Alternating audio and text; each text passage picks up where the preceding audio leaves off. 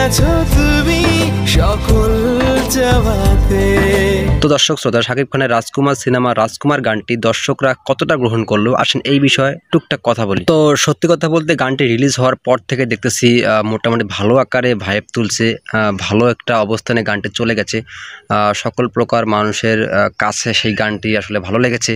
আসলে এটা ভাবতে পারি না যে এই গানটি এতটা ভালো লাগবে, তবে এটা মাথায় রাখা উচিত যে এটা শাকিব খানের গান, গানটি যেমন হোক না কেন ভিতরে শাকিব খান অভিনয় করেছেন, তার মানে গানটি ব্লকবাস্টার হবে এবং গানটি খুব বড় সড়ো আকারে ভাইরাল হবেই। তো যেটা বুঝলাম আসলে গানটি অনেকটাই ভালো লেগেছে দর্শকদের কাছে। মাত্র অল্প কয়েকদিনের মধ্যেই গানটি প্রায় 12 মিলিয়ন ছাড়িয়ে গেছে, তার মানে 1 কোটি ভিউ প্লাস হয়ে গেছে। এবং যে চ্যানেলে আপলোড করেছে সেই চ্যানেলে সাবস্ক্রাইব মানে খুব অল্প ছিল, 4-5 হাজার ছিল, কিন্তু বর্তমানে সেই চ্যানেলে সাবস্ক্রাইবের সংখ্যা 1.5 লাখ প্লাস। তাহলে বোঝেন কতটা ভাইব তুললো সেই গানটি। হ্যাঁ, গানটি আসলে অনেকটাই ভালো লেগেছে দর্শকদের কাছে। তবে রাজকুমার সিনেমার বাকি যে গানগুলা, এই গানগুলা অতটা কিন্তু ভালো লাগেনি, এটা আপনাকে কিন্তু মানতে হবে। তো দর্শক শ্রোতা, আপনারা কারা কারা শাকিব খানের রাজকুমার সিনেমাটি দেখেছেন তারা অবশ্যই কিন্তু কমেন্ট করবেন যে আপনাদের কাছে ছবিটি কেমন লেগেছে, এবং যারা দেখেননি তারা দেখতে পারেন চাইলে। হ্যাঁ, রাজকুমার সিনেমার যে গানগুলো আপলোড হয়েছে সেই গানগুলোর মধ্যে রাজকুমার গান, তারপর বরবাদ, তারপর একাই রাজকুমার, এই গানগুলোর মধ্যে কোন গানটি আপনার কাছে বেশ ভালো লেগেছে অবশ্যই কিন্তু সেটাও কমেন্ট করে জানাবেন। হ্যাঁ,